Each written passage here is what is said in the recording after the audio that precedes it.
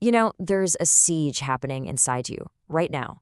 It's this constant low-grade battle against craving, against distraction, against that nagging feeling of just not enough. Well, this is about the fire, the kind of fire you need to turn that whole battlefield into a forge. We're talking about a practice called Vipassana, a kind of meditation that's all about mindful observation. But we're going to look at it through a mythic lens, as the dragon's breath. And this, right here, this is the heart of it. That restless wanting, the part of you that is just never, ever satisfied, that's the hungry ghost. And it's not some monster out there, it's an internal pattern. It's an echo of lack that looks right back at you from the mirror. And you've met it. We all have. But what if that internal war wasn't the end of the story?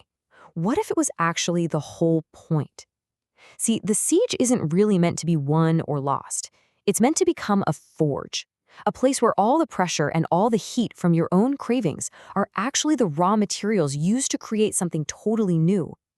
Now, to work a forge like that, you need fire. But not the wild, chaotic fire of just reacting to everything, the kind that just burns you out. No, you need a controlled, powerful fire. And that fire is Vipassana. In our story here, it's the dragon's breath, this conscious, observant energy that doesn't consume, it transforms. Okay, so I know this all sounds really mythic and poetic, but it is grounded in some absolutely remarkable, tangible biology. So let's pull back the curtain and look at the hard science, the cold cellular law that's actually behind the dragon's hot breath. Because what we're really talking about is literally rewiring the circuits inside your brain. So the key mechanism here is something called neuroplastic pruning. It sounds complicated, but it describes something incredibly simple and profound. Every single time an urge pops up, an itch, a craving, a thought that tries to pull you away, and you just observe it with calm instead of reacting, you are physically weakening that neural pathway. You are literally pruning the branches of compulsion in your brain. And the effects of all this pruning, they're totally measurable. The default mode network, that part of your brain that's always spinning stories, mind-wandering, the ghost's home, where it tells its endless tale of lack, it actually grows quieter. And at the exact same time, your prefrontal cortex, your brain's control center, it gets stronger. And maybe most important of all, that old automatic dopamine loop that used to hijack your attention, well, it starts to break. This change goes all the way down to your cellular chemistry. I mean, think about it. When you're stuck in those reactive loops, your body is just bathed in stress hormones like cortisol and molecules that cause inflammation. Your very genes can be told to express more craving. But with this simple practice of observation, you shift your entire biochemical environment. Your body dials down the stress signals and starts turning on genes for cellular repair, for calm, and for that very brain-changing plasticity we were just talking about.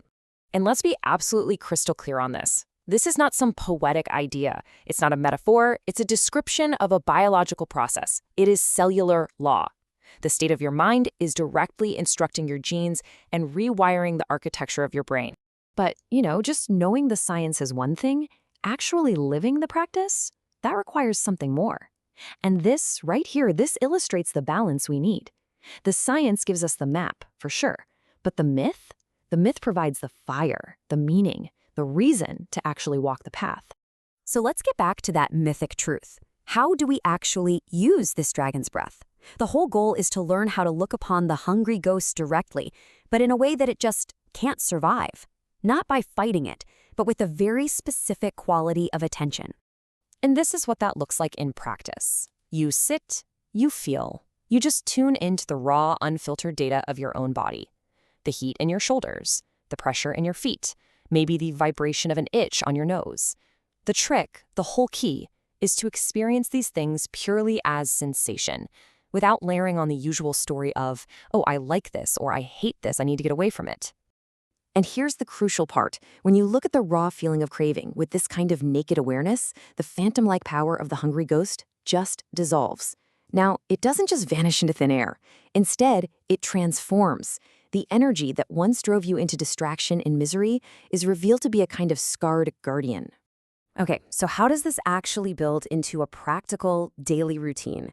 Let's break down how to apply this ancient antidote with real precision to the chaos of modern life. So the protocol has three core parts, and they're designed to work with the natural rhythm of your day. We've got the dawn anchor to set your course, the deep work citadel to defend your focus, and the evening harvest to process and integrate everything. First up, the dawn anchor. We're talking 15, maybe 20 minutes before the world starts screaming for your attention. You sit, you anchor your focus on your breath. You just scan your body, noticing whatever's there. And when an intense sensation comes up, which is the ghost's favorite time to hijack you, you just breathe and watch it with this deep knowing. This too is impermanent. This one act sets the entire neural tone for your day. Now, during your workday, when your focus shatters, you don't need a long session. All you need is 90 seconds. That's your deep work citadel. Just close your eyes, feel the exact texture of that urge to escape, and watch it. I promise you, it will rise, it will crest, and it will pass. And every single time you do that, the circuit of distraction gets a little bit weaker. And finally, the evening harvest. Before you go to sleep, you take maybe 10 minutes to scan the emotional leftovers of the day, with no judgment. You deliberately linger on any moment of real presence or goodness, and you really feel it in your body. This is what neuroscientists call taking in the good. And then you release everything else with the outbreath, just consolidating a state of calm. So when you start doing this protocol, day in and day out, a really fundamental shift starts to happen. The practice stops being something you do and starts becoming something you are. And that is the final transformation. Think about it this way. At first, this whole practice feels like a shield, right?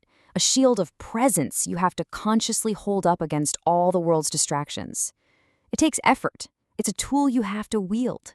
But over time, that changes. The shield is no longer something you have to hold. It becomes something you are.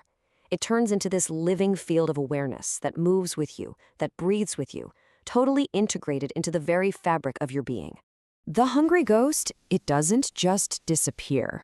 The labyrinth of your mind still has all its twists and turns, but its role has been fundamentally transformed. It's no longer leading you blindly down those old paths of craving. Now it walks behind you, and it carries the lantern, lighting up the path with the very energy that once kept you trapped in the dark. And that right there, reveals the ultimate truth of this whole practice. The intense fire of your own desires, your cravings, all your inner struggles, it was never meant to destroy you.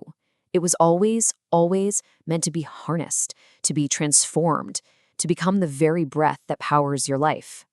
So the real question at the end of the day isn't about whether you can defeat the ghost. It's about what happens next, after its transformation. The ghost now walks behind you, and it's carrying the lantern. So, what will you choose to illuminate?